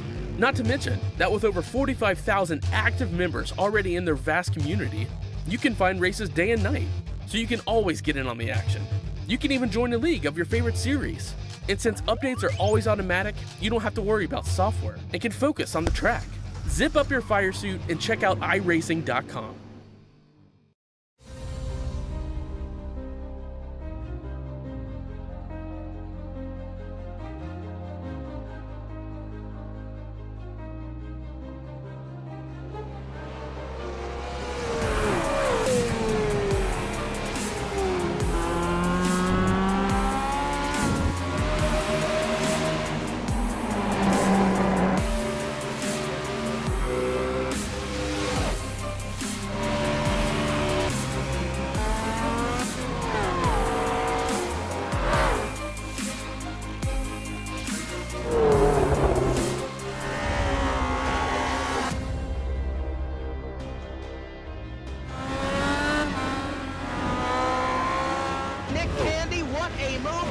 in the outside, contact made, 56 slides it into 4, who's gonna be into stripe, dead even, give it to Ryan Truex. Truex is your winner over Tandy.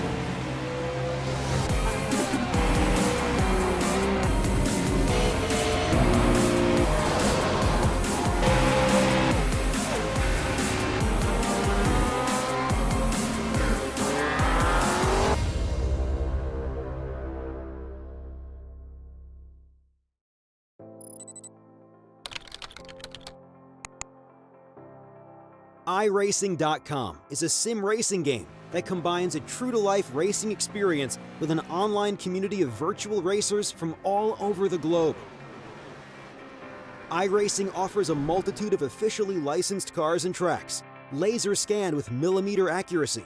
Their car models and mechanical systems are based on real-world physics and engineered in cooperation with manufacturers and race teams. iRacing's web-based interface allows members to compare stats and test drive any combination of car and track instantly. Their skill license system ranges from rookie to pro, ensuring members are always pitted against those with similar skill sets. Members are able to sign up for a weekly race series, compete in time trials, host a private race with friends, and participate in racing leagues created and run by the community. With over 60,000 members, iRacing works in partnership with renowned motorsport organizations like SRO Motorsports Group to deliver virtual races based on the real-life Blancpain GT series. iRacing's Blancpain Endurance Series features team racing, giving members the ability to build a team and participate in races ranging from 3 hours to 24 hours. Additional partners include NASCAR, IMSA, V8 Supercars, IndyCar, allowing members to race in their very own 24 hours of Spa, Bathurst 1000, Daytona 500, and many more. iRacing.com, delivering the most authentic racing experience short of getting into a real race car.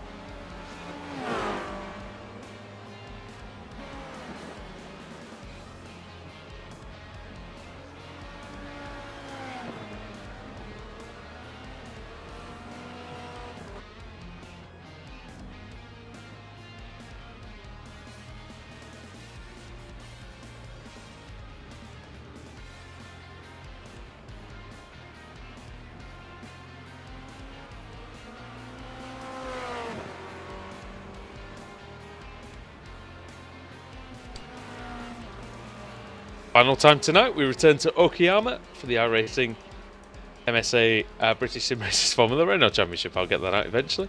Round 4 of the evening, Andrew Woodhouse and Alex Simpson bringing you all the action. And, well, action we have had, Alex. Yeah. I mean, we had some great battles at the start of the race, start of the evening. The action's been a bit carnage-like, hasn't it? I think, actually, for the most part, after that. But yeah, good race for Lebert, last one. Worked his way to the front very, very early. Good move on Martin, and Bullet Bassi picking up a second place. So, but yeah, I think it's going to be very, very close at the end of this race. Who's going to lead this championship between Baker and Martin van Loozenhout? So, a good race from either of those guys, or a DNF from one of them, is going to see the other take the lead in the championship, I'm sure, as Keithley's had, what, 2 DNFs now? So, yep. Yeah, not the best. No, he'll be looking, he just needs to finish the race, really, just Keithley. But again, he's starting in 12th place, so I'm not sure. Baxter on the pole, McCutcheon's in second, Ververke third, fourth Godfrey, fifth Depke, Honig, Denton, Baker, Ongener, Van Loozenhout, Lebert, Keithley, Stevens, Cullinan, and Thompson. Here we go.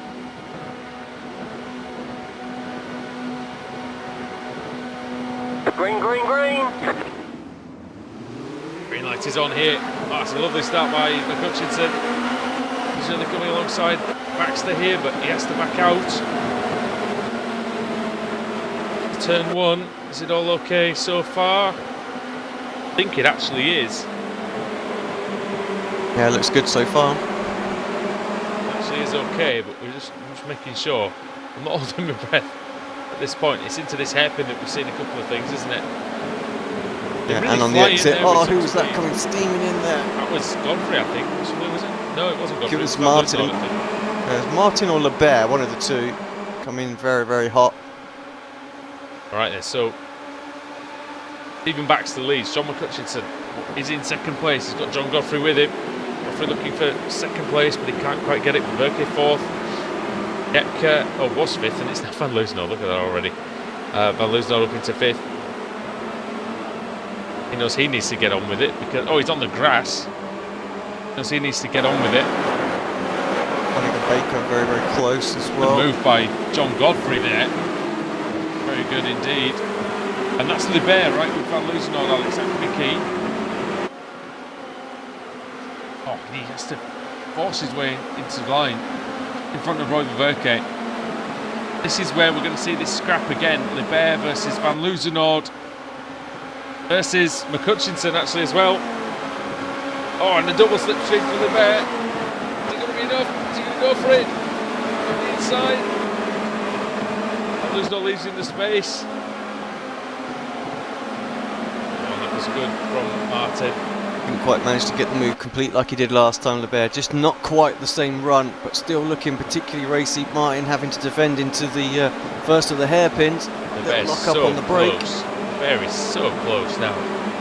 Right with him. It's 2.2 seconds clear of Godfrey as well, you know. So he's away, and he's got a good. He's giving himself a fighting chance. Oh! Van not going very defensive. Lebert's going to fly up the inside here. Is he going to make the corner? Does, yeah. Blocks off the apex too. Oh, but Van Loozenhout going through. Oh, what a fantastic move.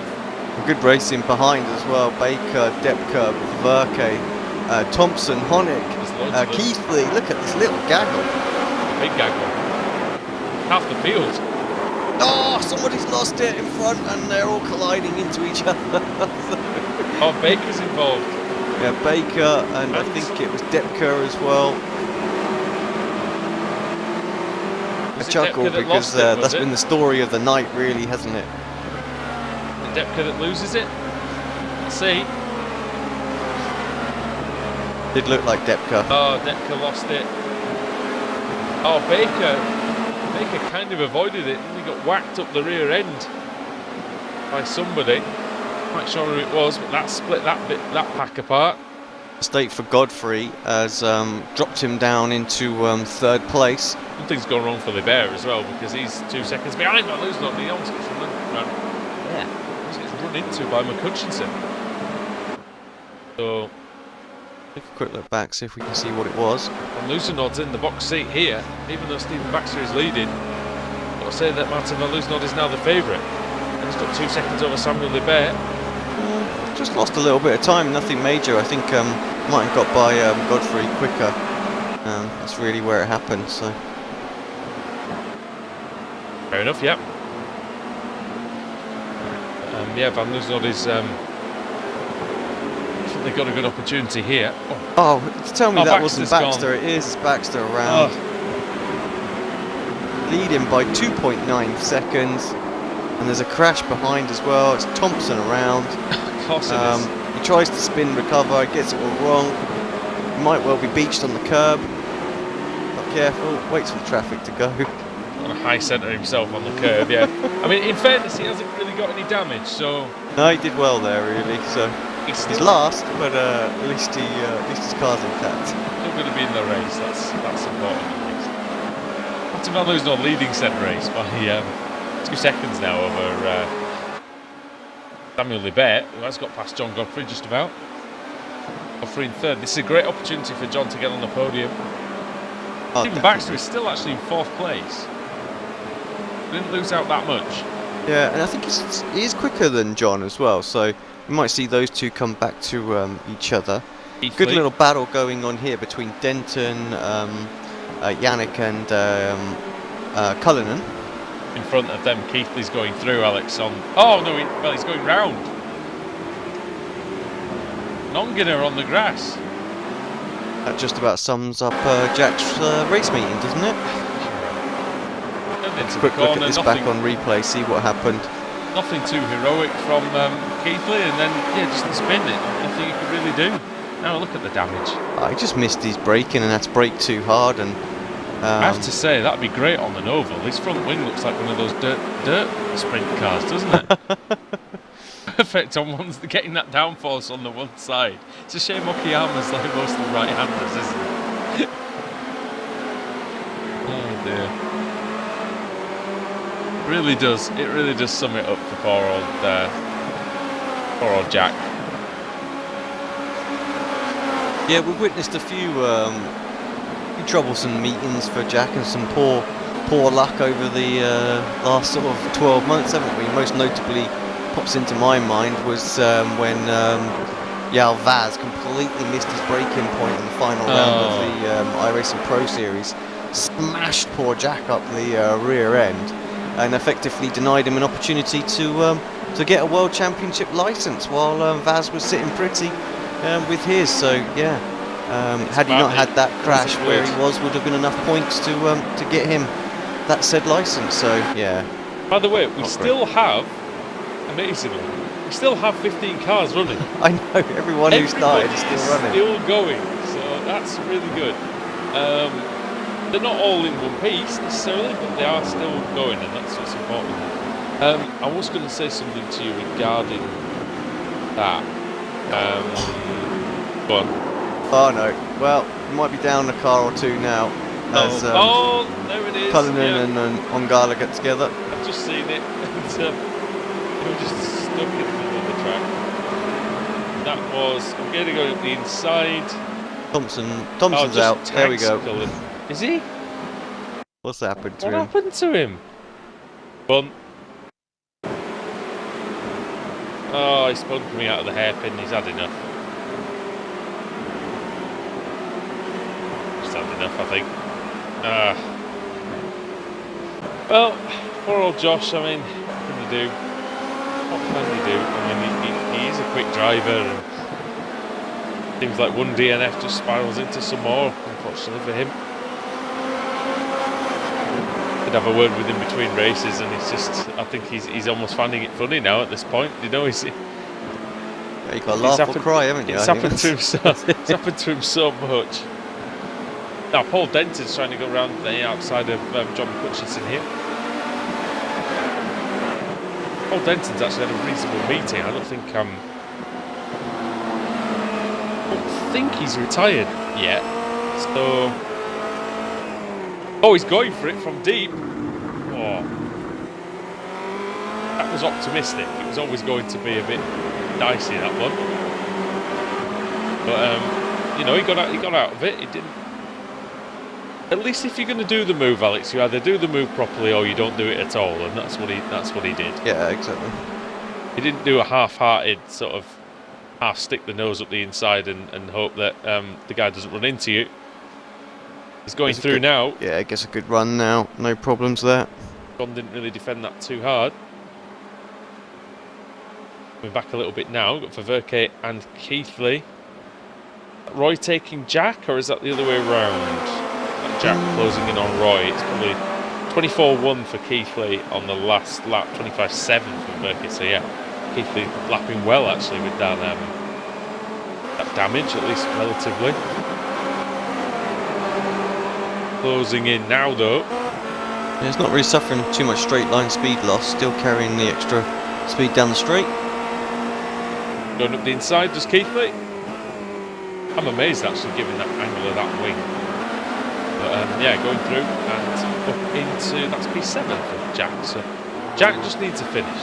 Just needs a good finish inside the top 10, and I think he'll be, just me, I think he'll be relatively happy. David Baker is down in 10th position after, oh no, that's pulling in.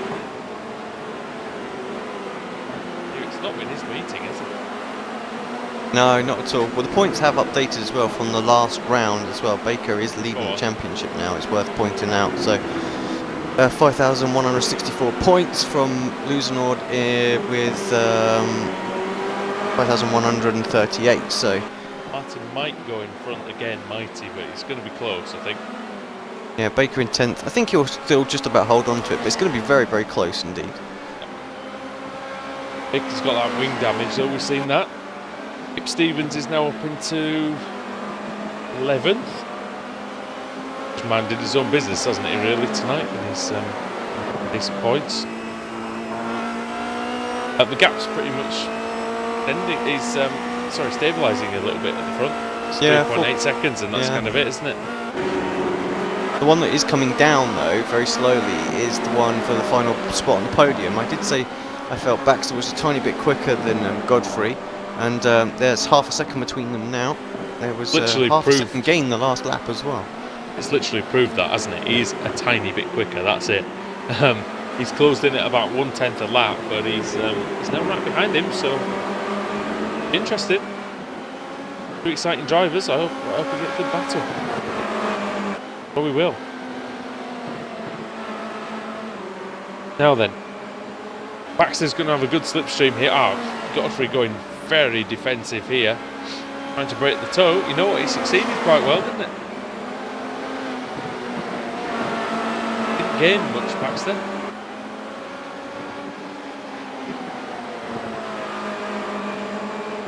In the middle sector then. And what's a hairpin? It's been laps to get himself lined up. Obviously wants to see where John's perhaps a little bit weaker than he is. It's got good a exit from Godfrey there, though. Yeah, it was, and then he moves across again. Baxter bending thin air, though, isn't he, at the minute? He's just trying to break the toe, isn't he? And you know, it's kind of working. Baxter didn't really have any speed advantage down the straight, so it is kind of working that. Although he's very quick through this part. Yeah, that's the difference. Look how close he is now. One's a bit wide, got a bit of dirty air. He saw that in the middle of the corner. He just pushed just a little bit. Right as he got up to the diffuser of Godfrey, as that turbulent air is getting thrown off of John's car and onto the front wing of oh dear, there's the contact. Unfortunately, John just got a little bit loose, didn't he? I could hear the car scrubbing and the back end just got a little bit loose, and yeah, we'll get a little replay of that. And Denton through. Well, so it's fourth for Denton. Yeah, it was just losing the car was Godfrey all the way through the corner. It slowed him up so much that Baxter really didn't have anywhere to go. Oh, here comes John. John's trying to go through on Denton. And he's made it, that's nice. Good move, good recovery. Really, he's only lost the place he was fighting for, hasn't he? That's really it. Too bad. Still fourth is John. Yeah, and he's trying to hold on to it. Paul having a little look. Plus he's got the two Faker guys behind him. Back Keith was in the 23s, so Jack's looking solid at the minute with that, even with the broken car. Godfrey then into the hairpin ahead of Denton. Denton unfurls the car a little bit, goes to the outside. Baker guy's a bit quicker than John through that middle sector. John's pretty good in the first sector though, and the final one. We'll see what he can do. If Denton will let Keithley through here, will make a little bit of sense. They're both at the top of their respective championships though. Godfrey had a poor final sector. And he's right there. He was right there, he's Denton, but he's had a bit of a poor final corner. And here comes Jack Keithley. I think he might let his teammate go, I'm not sure. Would make sense if he does. Yeah, he does. Good from Denton. He runs a little bit wide. Godfrey's got a chance to hold on to this now. 0.6 of a second back. He just needs to nail these couple of corners. If he can keep within sort of that half a second barrier coming out of this first hairpin, I think he might be able to hold on to this 4th place, which would be a pretty decent result. He was lapping in the 24s before that little contact with Baxter. He has got a good exit there as well. One of the best ones that he's done. So, Roman right. Speaking of which, Martin van Loozenhout, well, what a meeting it's been for him. I mean, we know he's very, very good indeed, but he will be taking here his 3rd win of the night, and his other result was a podium, Alex. That's perfect. Yeah, perfect night for him indeed. Pretty much perfect. Bear behind. Nearly perfect. He had one spin, didn't he? But that was it. Over the line then, and he wins the final race of the evening. Martin van Loozenhout takes a hat-trick at Okayama. Samuel Libert, 2nd place for him, 4.8 seconds behind. I think he'd be a little bit disappointed with that final race. But Libert, who's very quick earlier on, was arguably quicker than van Loozenhout. Baxter easing up, it seems. Oh, he's letting Godfrey through, I think. The contact, isn't it? Yeah, and actually Keithley slows down and lets Baxter keep that position as well. So amazing sportsmanship there from Baxter, because I honestly didn't feel like he needed to do that, because I think actually John kind of lost it on his own, was a little bit sideways, but yeah, so fair play to him. Oh, look at this across the line as well. This is between Cullinan and Baker. It was very close, wasn't it? Cullinan got that one. That was 10th. No, I think the only thing I can think of is maybe if Stephen thought he could have avoided John. Yeah, possibly. Which is possible, isn't it? But you know what? That's fantastic. That's what you like to see. It's not going to affect Stephen too much, you know, if he's going to get the 1 point, isn't it? Really. And I suppose it's a podium credit, isn't it? But I guess, you know, I'm not sure in the grand scheme of things how much that's going to matter. But yeah, very good sportsmanship. It's really good to see after you've had a few crashes in the evening. It's definitely good to see something like that, a nice gesture. So, Martin van Loozenhout takes his 3rd win of the evening with a win by 4.8 seconds over Samuel Libert. John Godfrey in 3rd. Stephen Baxter moving over at the end, very sportingly, takes 4th. Jack Keithley in 5th. Paul Denton 6th. 7th, Roy Verker. 8th, John McHutchinson. 9th, Tom Depker. Rafe Cullinan in 10th. Dave Baker is P11, 12th is Kip Stevens, 13th Jos Honig, 14th Yannick Ongena, and Josh Thompson was the only retirement. Oh dear. Oh Josh. It's not right. It's not going right at all. I'm sure it will go right for him, but